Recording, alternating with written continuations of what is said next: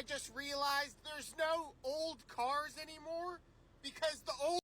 Now, I understand what I'm about to say really has nothing to do with his content, but when he said there's no old cars anymore, it reminded me of, well, why there are no old cars except for cars that people knew would be worth value because they were Mustangs or Camaros or what have you.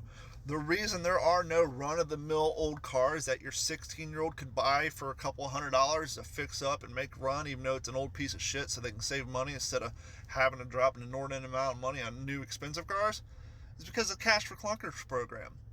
I think it was the Obama administration. Yeah, pretty sure. When the United States government got all caught up in the environmental movement, they decided to remove the quote-unquote clunkers from the road, which they weren't technically clunkers. They were just cars with shitty gas mileage.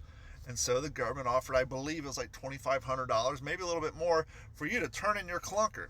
And I can tell you, and there's some mechanics on here who can tell you, I know a lot of mechanics who made a lot of money taking perfectly good cars that were not clunkers. They just fell in the year range, drained the oil from them, drained the coolant out of them, put them in the back of the lot, fired them up, and let them some bitches run until the engines blew up. And then the government gave them reimbursement money for the old clunkers. So you want to know why there's no real old cars around anymore? Except for the classic muscle cars? Because the government bought them all up. So that's why your young kid has to buy a car from the mid-2000s and newer, has to pay a shit ton of money in insurance and car payments, instead of maybe saving up a couple $100 and buying like a 1992 Ford Escort off somebody. Because they all got bought out by the government.